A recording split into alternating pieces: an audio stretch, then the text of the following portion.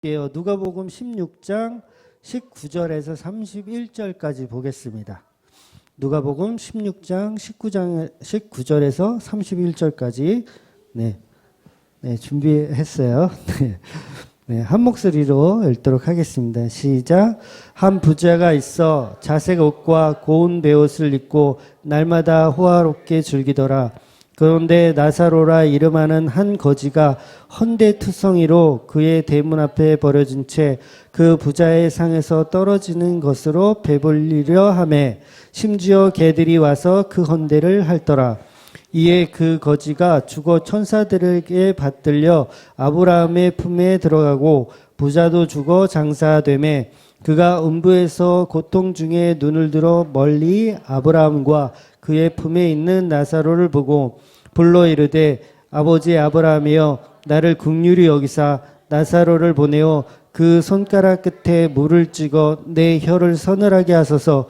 내가 이 불꽃 가운데서 괴로워하나이다.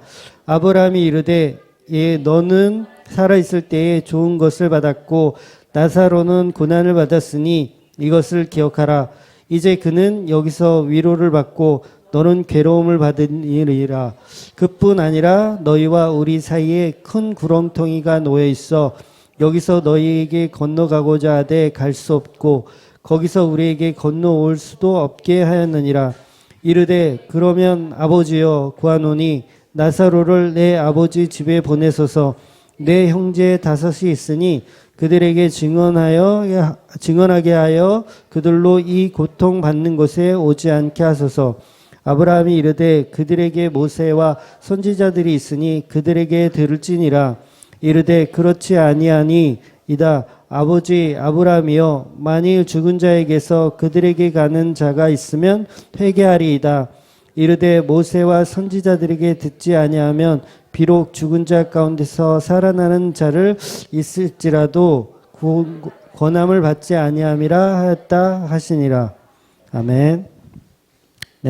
오늘 이게 이제 초급반 이제 끝나는 과정이에요. 12과로 끝나고요. 그다음에 13과부터는 이제 사실 중급반 이야기가 이어지는데 이 텀이 굉장히 길었어요. 그래서 아무것도 생각 안 나실 거예요. 그래서 이거 사실 좀 수준은 굉장히 낮다고 생각하시면 되세요. 이거는 교회에 처음 나온 사람들을 위해서 이렇게 제가 강의안을 만들었었던 거거든요. 한 4년 전에 만든 거라 그래서 수준이 굉장히 낮아요. 그래서 여러분이 듣기에도 좀 수준이 떨어질 수 있지만 그래도 우리가 듣고 이런 식으로 전도할 때 써먹으면 되겠구나.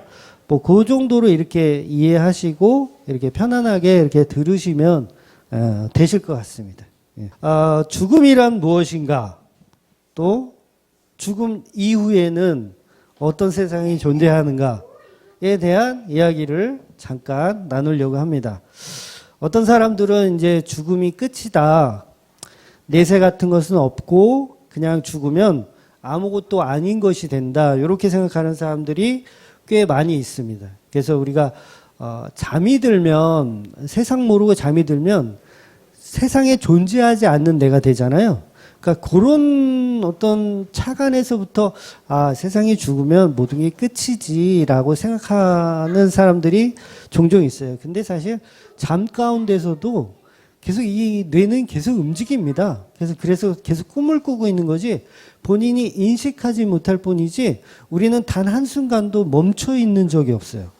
계속 사실은 우리의 영은 깨어 있는 거예요. 우리의 육은 비록 잠을 자지만 우리 영은 잠들지가 않아요. 계속 깨어 있는 거예요. 그래서 어쩌면 이 꿈이라는 것이 그 영혼이 뭔가를 계속해서 이야기하고 말하고 싶은 그런 행동이 꿈으로 나타나는 경우가 종종 있잖아요. 그래서 그걸 이제 개꿈이라고 얘기를 하죠. 이처럼 어떤 우리의 생각과 어떤 그런 영을 멈추게 할 수는 없습니다. 그래서 유물론적인 사고를 갖고 있는 사람들 또 무신론적인 사고를 갖고 있는 사람들은 특히 이 진화론을 신봉하는 사람들은 죽음이 끝이다. 죽음은 없어. 모든 게 다 끝이야. 이렇게 생각하는 경우가 많이 있어요. 그런데 과연 그럴까요? 죽음은 모든 것이 끝이라고 생각을 하지만 성경은 아주 구체적으로 사후 세계를 말하고 있어요. 그러니까 이 죽음이 끝이 아니고 계속해서 이어지는 세상이 있다라고 성경은 계속해서 말하고 있습니다. 아무리 과학이 발달해도 우리는 물 한 방울을 만들어내지 못해요. 그러니까 저 깊은 물 속에서 지하수를 끌어올려 가지고 물을 생산해낼 수도 있고, 또한 수소와 산소를 결합시켜 가지고 물을 만들 수도 있어요. 제가 옛날에 그 영화 화성에서 이제 표류된 그 영화를 본 적이 있는데, 이름이 미셸이었나 마셸이었나 생각이 안 나는데, 화성에서 이 나사 직원이 거기 이제 이렇게 화성에 뭐 조사하러 갔다가, 영화예요. 조사하러 갔다가 거기서 혼자 표류돼요.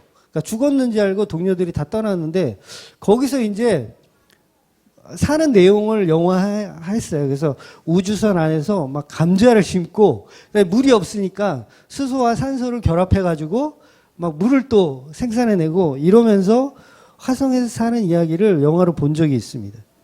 그러니까 우리가 무언가를 만들어내기 위해선 반드시 재료가 필요한 거예요. 재료.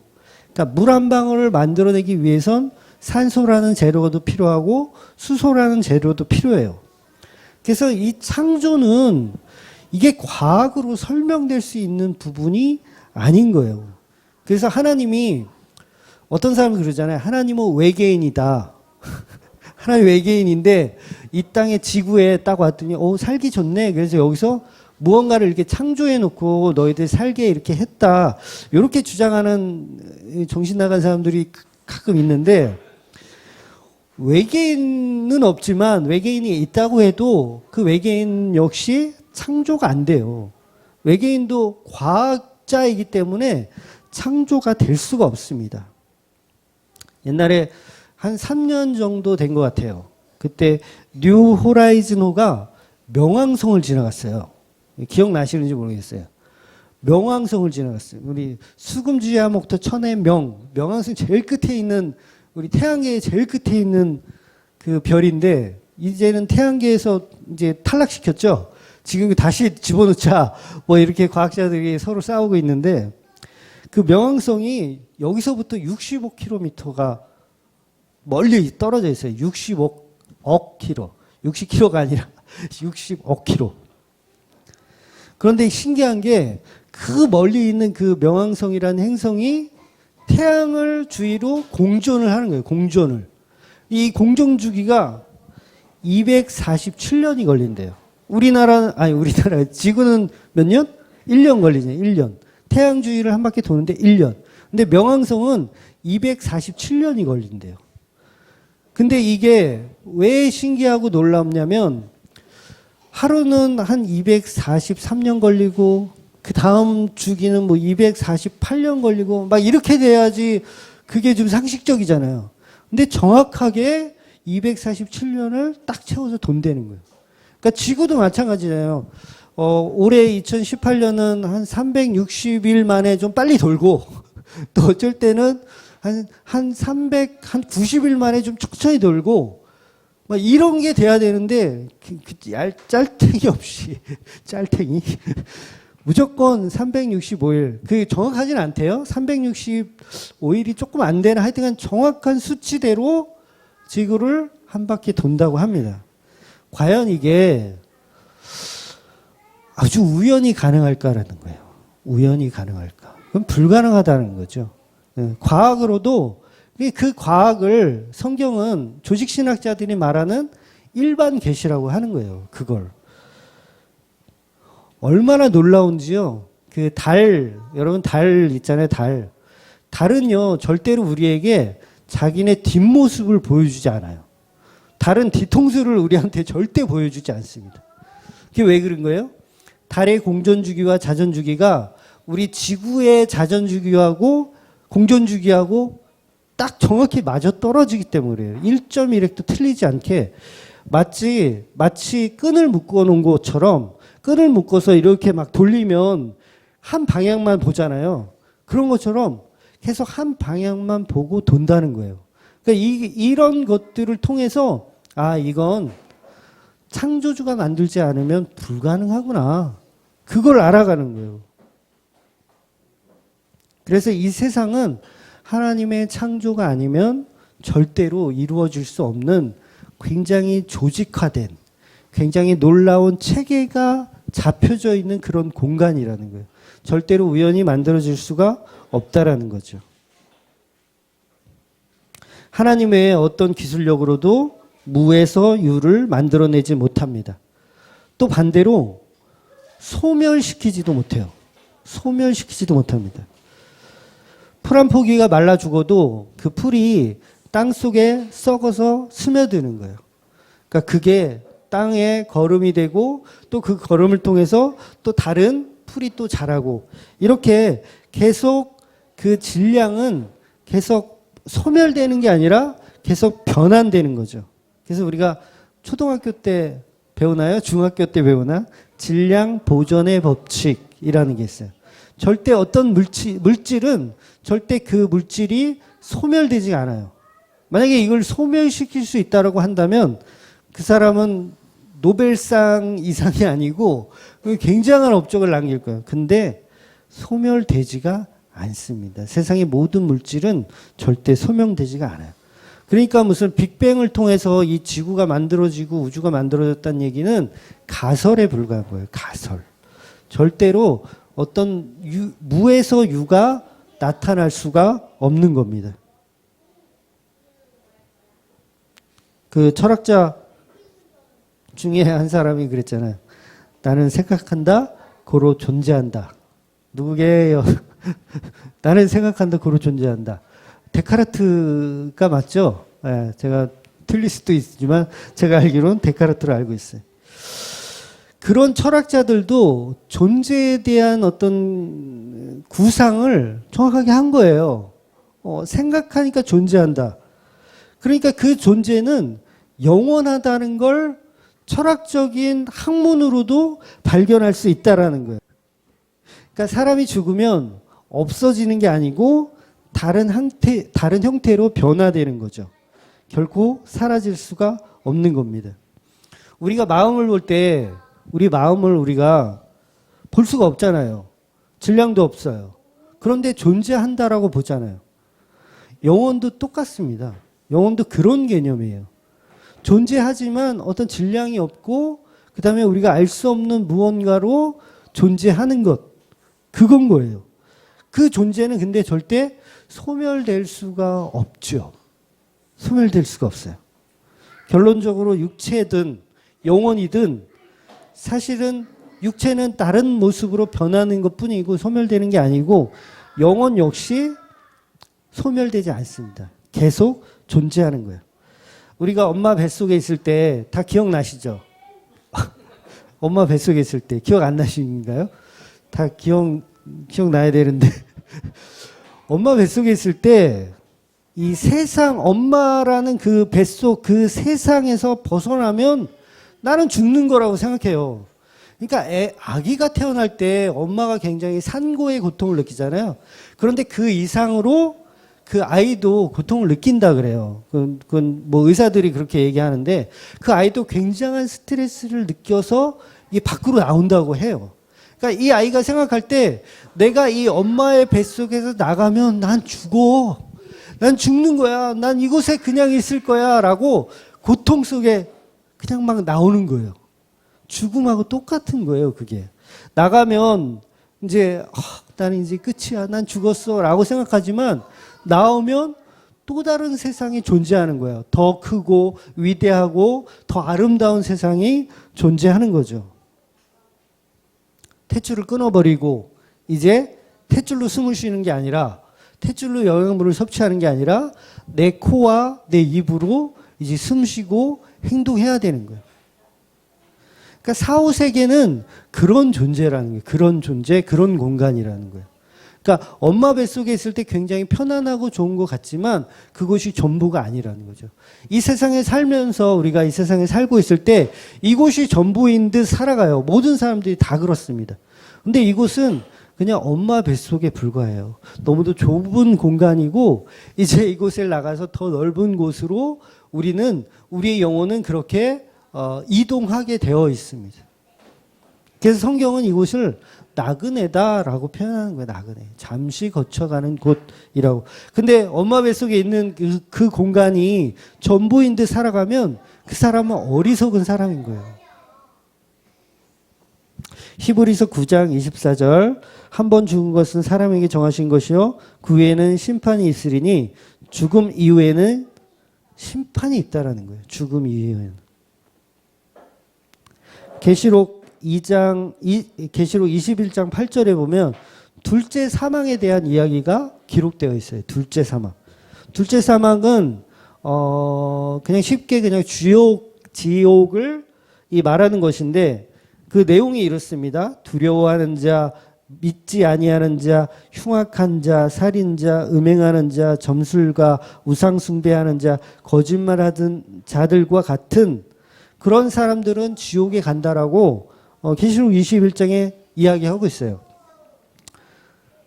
어떤 분들은 하나님은 사랑이시라면서 왜 사람들을 지옥에 가게 내버려 두시냐고 질문하시는 분들이 있어요. 특히 이제 초신자분들이 이제 그런 질문을 많이 하는데 우리는 하루가 멀다 하고 흉악범이 판치는 세상에 살아요. 제가 오전에도 이영학 맞나요? 그 어금니 아빠 얘기를 잠깐 했는데 흉악범이 판치는 세상이에요. 이 세상에 경찰이 없고 교도소가 없으면 이 세상은 정말 평화롭고 아름다운 공간으로 만들어질까요? 절대 그럴 수가 없습니다. 인간은 답이 없기 때문에 교도소나 경찰이 없으면 여기는 무법천지가 돼서 그냥 사람이 살 수 없는 그야말로 지옥이 될 겁니다. 물론 이게 비유가 적절하진 않지만 지옥이라는 걸 성경에서 기록하고 있는 이유는 바로 우리에게 복음이 뭔지를 설명해 주기 위해서 존재하는 거예요. 그러니까 물론 저도 그 지옥에 대한 개념을 정말 그 절에서 얘기하는 그냥 막 뿔 달린 사람들이 와가지고 막 입 찢고 막 이렇게 막 괴롭히고 막 그런 건 상징적인 거라고 물론 저는 생각합니다. 지옥은 사실은 근데 그 이상으로 끔찍한 공간이고 끔찍한 곳이에요. 그러니까 여기서 중요한 건 우리 영혼은 절대 소멸되지 않는다는 거예요. 내가 천국에 갈 것인지 아니면 하나님과 영원히 천국을 누릴 것인지를 이 땅에서 우리는 그걸 심판받아야 된다는 거예요. 그러니까 사실은 굉장히 심각한 이야기고 굉장히 끔찍한 이야기로 받아들여야 해요. 그러니까 이 회개라는 게 그렇게 쉽게 막 이렇게 잘못했어요 이 정도 수준 가지고는 되지 않는다는 거예요. 지옥을 설명할 때 얼마나 우리가 무섭게 설명을 하고 들었습니까? 그럼 거기에 갈 만한 사람이라면 최소한 이영학 그 정도의 죄인은 가야 되는 거 아닙니까? 수준이. 근데 여기 그 사람보다 윤리적으로 도덕적으로 못된 사람이 있나요? 없잖아요. 그런데 지옥은 그렇게 설명하고 있단 말이에요. 그러면 우리가 우리의 죄에 대한 경중을 모르고 있을 뿐이지 우리는 얼마나 많은 죄를 짓고 있다라는 거예요. 성경은 그걸 증언해 주고 있는 거예요. 지옥은 죄를 가두는 곳입니다. 지옥의 그 죄의 근본된 그 마귀들도 같이 이렇게 다 가두는 곳이에요. 지옥은. 그래서 하나님의 거룩하심을 나타내고 표현하는 곳입니다. 하나님은 절대 죄와 공존하지 않으세요. 결코 하나님이 사랑하는 피조물을 지옥에 보내는 그런 개념이 절대로 아닙니다. 교도소를 경찰 때문에 간다라고 생각하는 사람은 그건 정말 죄인인 거예요. 지은 죄가 있으니까 경찰 때문에 지옥 간다고 말하는 거지. 그거는 사실 좀 정신 나간 소리인 겁니다. 질문 자체가 잘못된 거죠. 그래서 우리는 누구나 죄인이기 때문에 바로 예수 그리스도를 통해 구원의 사역과 계획이 반드시 필요한 겁니다. 예수 그리스도의 구속사는 바로 하나님의 큰 사랑의 어떤 결정타입니다. 마가복음 9장 48절에 보면 지옥에는 벌레도 죽지 않으며 불이 꺼지지도 않는다. 영원히 꺼지지 않는 곳에서 뜨거운 불로 고통받는 곳이라고 표현하고 있어요. 물론 실제로 그런지 어쩐지 몰라요. 안 가봐서. 아무튼 고통스러운 곳이에요. 물 한 방울이 없는 곳이라고 성경은 증언하고 있어요. 오늘 본문에 보면 지옥에 떨어진 부자의 소원이 뭐였어요? 어처구니 없게도 물 한 방울, 그 물 한 방울 찍어서 내 입을 좀 서늘하게 해달라. 이게 소원인 거예요, 소원. 이 얼마나 소원이 소박하고 참 이게 참 불쌍하다는 생각이 들지 않습니까? 확실한 건 지옥에는 이 물 한 방울이 없나 봐요. 물론 상징적인 것이긴 하겠지만 그 옛날 사람들은 굉장히 그런 면에 있어서 굉장히 철학적이었던 것 같아요. 그러니까 집 떠난 남편을 위해서 정한수를 이렇게 떠다 놓고, 정한수가 뭐예요? 물이잖아요, 물. 그냥 물 떠다 놓고 비나이다 하는 거예요. 이 물 한 모금 축여서 내 남편한테 목 좀 축여줬으면 좋겠다라는 마음에서 이게 그렇게 정한수를 떠다 놓고 하는 게 아닌가. 그러니까 참 굉장히 지혜롭죠. 우리 과거의 우리 어르신들은. 그러니까 지옥은 물 한 방울이 없는 곳인 거예요. 부자는 오늘 본문에 보면 좋은 옷으로 호의호식하며 살아갑니다. 그리고 거지 나사로는 늘 가난으로 병까지 걸려 몸에 부스러기 투성이었어요. 아마도 나병 같은 병에 걸려서 아마 그랬었던 것 같아요. 그리고 이 부잣집에 떨어진 그 음식 부스러기를 좀 먹으려고 이 나사로는 노력을 했지만 결국 부스러기는커녕 오히려 개들이 와서 자기 부스럼, 자기 몸에 있는 부스럼을 핥아먹게 됩니다. 결국 두 사람은요 죽었어요. 죽어서 한 사람은 천국으로 또 한 사람은 지옥으로 가게 되는 이야기가 오늘 우리가 읽은 본문의 말씀입니다. 물 한 잔 얻어먹지 못하는 부자의 소원은 어떻게 해서든지 자신의 오형제들이 이곳에 오지 않게 해달라고 부탁하는 장면이 나와요. 그러니까 그 거지 나사로를 우리 집에 보내서 내 형제들이 다시는 내가 온 이 지옥에 오지 않게 해달라고 나사로를 보내서 좀 증언하게 해달라고 부탁을 합니다. 부자가. 그런데 아브라함의 말이 참 안타깝죠. 그들에게는 선지자가 있으니 필요가 없다고 그냥 거절을 합니다.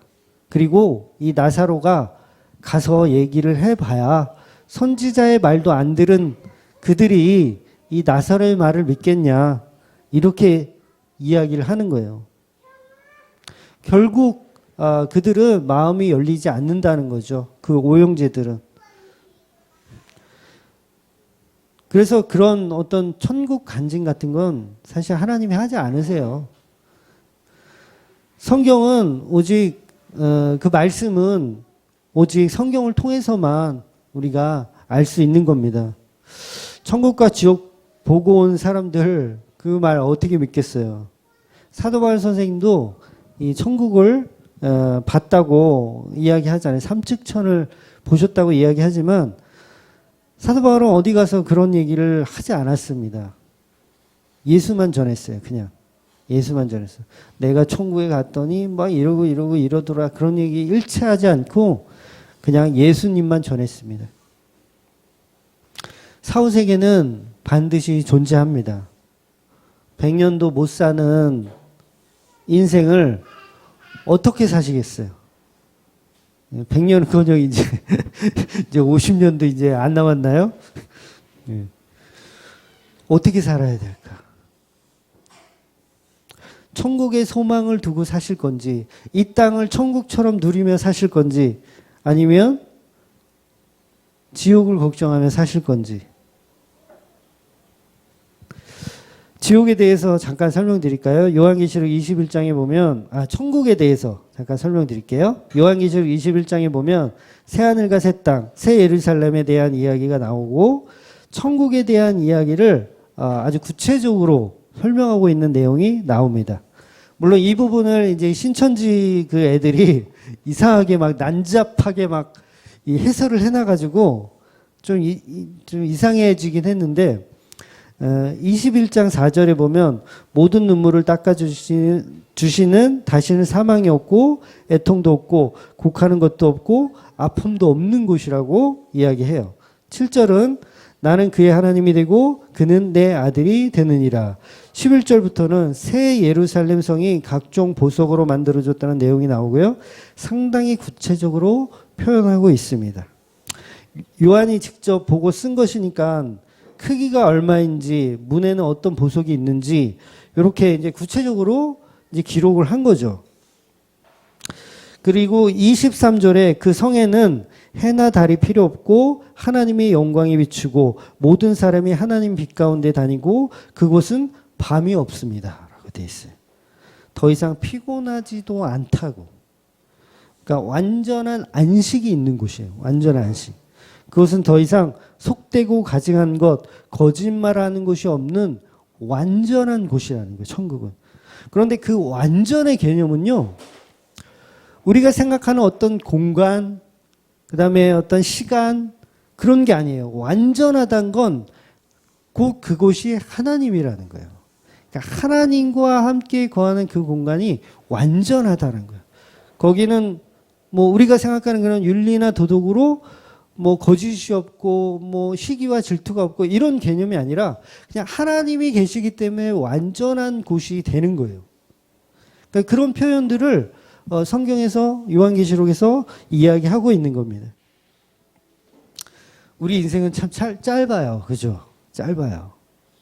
뭐 어르신들도 계신데 제가 이렇게 말씀해서 죄송한데 짧기 때문에 결정을 해야 돼요. 내가 이렇게 살면 안 되지. 내가 뭔가 여기 가치 있는 뭔가 이 내 삶을 이렇게 허비해서는 안 되겠지. 반드시 우리는 그걸 깨달아야 됩니다. 그래서 성령님은 계속 그거를 계속 우리에게 터치하고 계신 거예요. 여러분 그 장수상해라는 영화 보셨어요? 장수상해. 조금 된 영화인데 한 3년 4년 된 영화인데 장수상해. 저는 그때 그 장수상해를 봤거든요. 근데 그 포스터가 이제 무슨 어르신들 로맨스 영화인가 이렇게 생각했어요. 장수상해. 그래서 로맨스 영화인가? 근데 거기 이제 그 조진웅이란 배우가 나와요. 조진웅이란 배우를 제가 굉장히 좋아해서 연기를 너무 잘해가지고 굉장히 좋아해서 별 기대 없이 그냥 봤었어요. 그 장수상해를 영화를. 근데 그 영화를 보면서 굉장히 제가 공감을 많이 했습니다. 그 영화 속에 그 성칠이라는 인물이 나오는데 그게 박근영 씨가 그걸 연기했어요. 박근영 씨가. 누군지 아실 거예요. 박근영 씨가 연기를 했는데 너무 연기도 잘하셨지만 그 영화를 딱 보면서 정말 한없는 가족 사랑을 느끼고 있었어요. 혹시 안 보신 분이 계시면 나중에 한번 보세요. 장수상해. 네. 그러면서 그 영화를 제가 보면서 참 제가 웬만하면 영화 보면서 안 우는데 그 영화 보면서는 울었어요. 진짜로. 울면서 천국의 소망을 기대하게 했어요. 그 뭐 종교 영화는 아니에요. 천국의 소망을 기대하게 했어요. 제가 이 영화를 안 보신 분이 있어서 스포를 할 수 없으니까 영화에 대한 얘기는 나중에 보시면 왜 목사님이 그런 얘기를 했는지 아실 거예요. 제가 전에도 몇 번 말씀드린 것 같은데 저희 외할머니가 젊은 나이에 치매가 걸리셨었어요. 치매가 걸리셔가지고 엄마 몇 살 때 할머니가 치매였죠? 한 30대 후반? 40대 초반? 6살 때였어요? 내 기억하고 다른데? 나는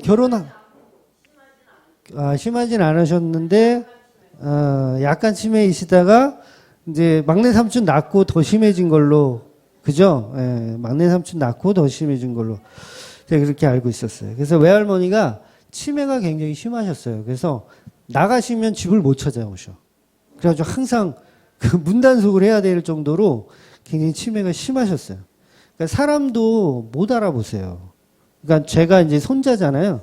손자인데 손자들이 꽤 많아요. 뭐 삼촌네 손자 2명, 뭐 이모네 손자 2명, 큰 삼촌, 작은 삼촌, 뭐 삼촌이 셋이거든요. 그래서 굉장히 많아요. 이 손주들이. 근데 전부 다 이름이 똑같아. 다 영태야. 다 영태야. 영태가 이제 우리 큰 외삼촌 아들이거든요. 전부 다 영태야, 영태. 그래서 제가 이야기를 해줘요. 할머니 저 임진이 아들, 임진이 아들 혜원이에요. 그럼 혜원이. 그래놓고 조금 지나면 영태야 또 영태야 그래요. 제가 왜 이런 말씀을 드리냐면 제가 예수님을 처음 믿기 시작한 지가 중학교 때였거든요. 중학교 3학년 때 예수님을 철학적으로 만났어요. 그러니까 어떤 성인의 한 사람으로 이 사람 굉장히 센세이션하다. 성인의 한 사람을 이렇게 알다가 그 요한복음이라는 그 쪽 성경이 있어요. 그 요한복음만 써져 있는 쪽 성경. 그러니까 그 책자를 보면서 예수님을 영접하게 된 거예요. 그리고 나서 고1 때 가을 돼서 이제 교회를 가기 시작했어요. 그 전에는 이제 그 예수님만 그냥 믿었는데 혼자 교회 가기가 그렇잖아요. 뭐 그래서 친구들을 꼬셨죠. 제 친한 친구들을 그래서 꼬셨어요. 막 철학적으로 얘기하면서 야 이거는 장난이 아니야. 이건 절대로 이건 이렇게 될 수가 없어. 이거는 위인이 아니고 이 사람 뭔가 있어. 그러면서 막 설득하기 시작했는데 설득을 못했어요. 그래서 혼자 그러다가 이제 저희 누나가 교회를 다니더라고요. 교회를 다니는 거예요. 그래서 고1 때 가을 때쯤 따라갔죠. 나도 교회를 다녀봐야겠다. 그래서 가게 됐어요. 그러면서 이제 혼자 알던 그 상식들을 더 이제 살을 붙이게 된 거죠. 살을 붙이게 되면서 이 전도를 해야 되는구나. 교회 가면 그런 거 많이 하잖아요. 야, 전도도 안 해와? 네가 신자야? 막 그러잖아요. 전도를 하기 시작하는데 어디 가서 전도를 할 수 없으니까 우리 할머니한테 치매 걸린 우리 할머니한테 전도를 하는 거예요. 할머니 있잖아. 이 세상을 하나님이 창조하셨고 그래서 우리는 죄를 지어서 죄를 범했는데 예수님이 오셔가지고 십자가에 달려서 이렇게 돌아가시면서 우리 죄를 사해 주셨대. 그래서 예수님 믿으면 우린 천국 갈 수 있대. 막 설명해요. 그러면 우리 할머니가 얼마나 잘 들어주시는지 그래. 십자가 그래. 예수님 이러면서 엄청 잘 들어주세요. 그러니까 나중에 장수상의 영화 보시면 제가 왜 이런 얘기를 하는지 아마 아실 거예요. 나중에 천국 가면 저는 할머니 이렇게 꼭 다시 한번 이렇게 안아주고 싶어요. 제가 무슨 얘기를 하려고 하냐면 소망이 있다라는 거예요. 내세에 소망이 있다라는 거예요. 그러니까 이 세상은 여기가 끝이 아니고 천국에 가면 이제 우리 그 치매였던 할머니가 저를 끌어안아주며 야, 네가 그때 나 치매 걸려서 제정신 아닐 때 네가 예수님을 소개시켜줬잖아. 그래서 내가 그 복음 때문에 내가 지금 이곳에 있어라는 그런 얘기 들으면 이게 얼마나 소망이 되냐고요. 우리는 지금 이 땅을 벗하며 살지라도 예수로 인해 우리는 이곳을 소망으로 만들어야 되고 그 소망이 계속 이어져야 하는 거예요. 우리 삶에서. 그래서 우리 삶은 절대로 죽음 앞에 두렵지 않습니다. 결코 그렇지 않아요. 우리가 죽는 그 어느 순간 우리가 우리 가는 그 시기는 다 다르잖아요. 뭐 오는 순서 있지만 가는 순서는 없다고 하잖아요. 그때 우리가 죽는 그 순간에 우리가 정말 기뻐하며 즐거워하며 죽을 수 있는 그런 신앙을 가져야 된다고 생각합니다. 저는 그게 정말 진짜고 가짜들이나 살려주세요. 제발 살려주세요. 그러는 거라고 생각해요. 아이가 태어나려면 분명히 고통이 있어요. 산모도 고통이 있습니다. 그러나 그 고통은 탄생이에요. 탄생. 새로운 재탄생, 새로운 재창조가 이루어지는 거예요. 이게 진리라고 하는 거예요. 그래서 이 진리를 우리가 평생 동안 배워가는 거예요. 그랬었지. 그런 거지. 이 삶을 내가 얼마나 기쁘고 감사함으로 살아가야 되나. 이 즐거움으로 사는 하루하루가 즐거운 거예요. 우리가 천국을 소망 두고 살아가는 그런 저와 여러분 되시기를 주의 이름으로 축원을 드립니다. 아멘.